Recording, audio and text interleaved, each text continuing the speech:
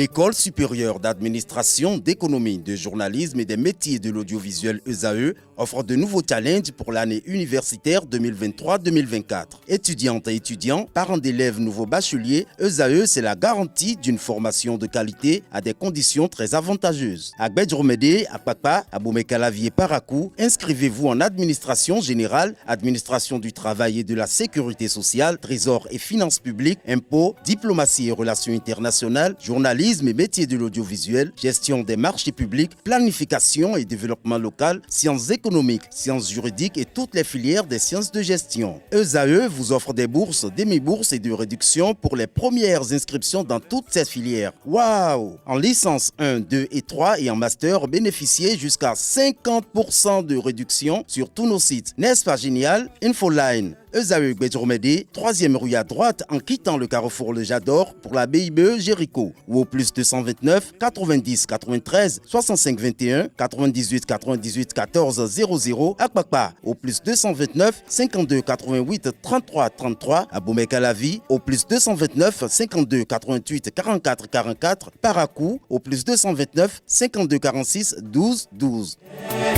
ESAE, l'excellence à un an. Bonjour à nouveau, chers amis internautes. Nous démarrons la une des journaux comme à l'accoutumée par le quotidien Maison. Le quotidien béninois d'information générale et d'analyse L'Informateur qui nous titre ce matin en manchette.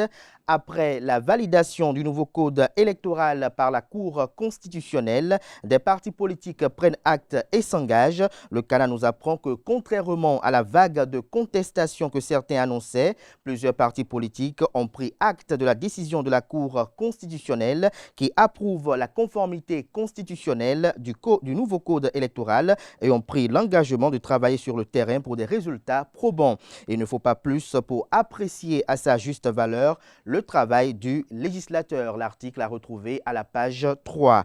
Paiement de la TVM, les véhicules de l'État ne sont plus épargnés, nous informe l'Informateur à travers sa une de ce matin. Visite du ministre des Finances du Nigeria au Bénin. L'agenda du séjour vous est exposé à la page 4. Campagne Femmes sportives inspire, Mariama Kone et Marina Adjakpa à l'honneur. Des précisions sur cette activité dans les colonnes de la parution de ce matin de l'Informateur. Retrouvez dans les mêmes colonnes de la parution de ce matin de l'Informateur les productions journalistiques des étudiants en formation sur les différents campus de l'ESAE, l'école supérieure d'administration, d'économie, de journalisme et des métiers de l'audiovisuel qui a ses campus dans les villes de Cotonou, d'Abomey-Calavi et de Parakou.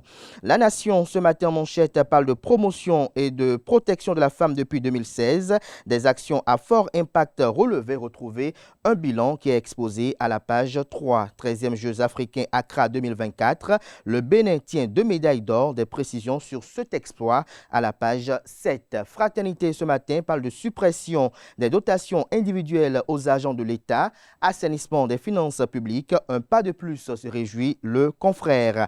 Après la décision de la Cour constitutionnelle, le parti politique Union progressiste Le Renouveau appelle à la mise en œuvre rigoureuse du nouveau code électoral. Le matinal, quant à lui, ce matin propose à ses lecteurs en manchette conformité du nouveau code électoral à la Constitution. Des partis politiques désormais face à leur destin.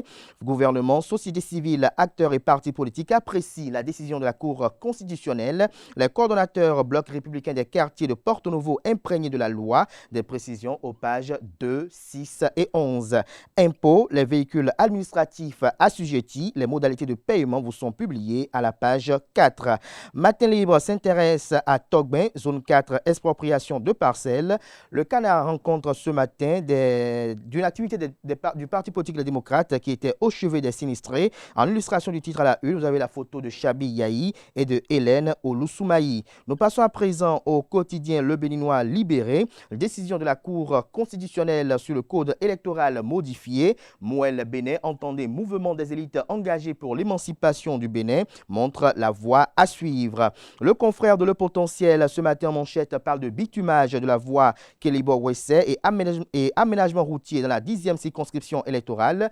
plus d'enclavement. L'honorable Benoît Degla et le bloc républicain saluent la prouesse.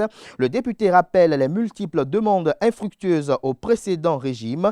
Il remercie le président Patrice Talon pour sa générosité et Ablé Biotiane qui l'a soutenu dans les tractations. La ministre Éléonore Yaïla Descamps, l'honorable, les cadres bloc républicain, les populations en liesse à Kilibo puis à Ouessé. Le point de cette activité politique à retrouver à la page 3. Dictature et confiscation du pouvoir en Afrique de l'Ouest.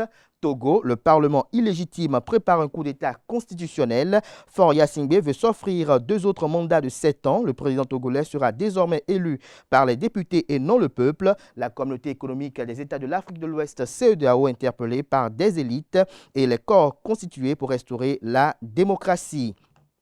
Info Matin, ce matin en manchette, parle de réaction à la relecture du code électoral. Moukaram Badarou se satisfait de l'option de développement faite par le Bénin. Le quotidien Bénin Intelligent, ce matin en manchette, parle de parrainage.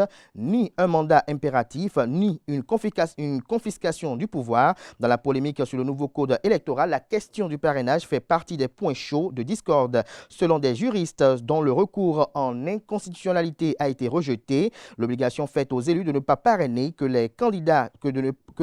l'obligation faite aux élus de ne parrainer que les candidats de leur parti politique instaure le mandat impératif en toute violation de la Constitution au nez et à la barbe de tous. Retrouvez des précisions sur le dit recours à la page 5 de la parution de ce matin du journal. Nord-Sud quotidien ce matin en manchette, Internet, les causes des perturbations vous sont exposées à la page 3 de sa parution de ce matin. Docteur Raoul Glessoubé du parti politique Les Démocrates invité de sous l'arbre à palabre. Patrice Talon ne peut pas être le seul redresseur de tort au Bénin. Si vous suivez bien la trajectoire de ce code, vous allez atterrir à des élections présidentielles en 2026 sans l'opposition, comme ce fut le cas en 2021. Retrouvez la transcription intégrale de cet entretien exclusif aux pages 5, 6, 7, 8 et 9. Toujours à la une de l'événement précis de ce matin, Wilfried Léandre Mbedi, porte-parole du gouvernement et secrétaire général adjoint du gouvernement, suite à la validation du code électoral modifié. Je cite, la Cour a dit le droit, cette loi structure autrement la scène partisane. Fin de citation. Revoici les propos de Talon à Yaï le 27 novembre 2023. FCBE s'indigne et lance un appel à tous les partis de l'opposition. Retrouvez le dossier de la rédaction aux pages 2 et 3. Nous bouclons ce matin avec le quotidien d'Abarou. D'Abarou qui titre ce matin en manchette, session ordinaire du parti politique Union progressiste Le Renouveau à Parakou. Joseph Djogbenou et les siens engraissent le baobab pour un meilleur enracinement en 2026. Des précisions sur cette activité du week-end à la page 2 de la parution de ce matin du journal. Ce sera tout pour la présentation de quelques titres parus ce jour dans la presse locale. Les quotidiens sont disponibles dans les kiosques, également accessibles en ligne pour ceux d'entre eux disposant d'un site internet. Place à présent au bulletin matinal d'information et à la page des sports.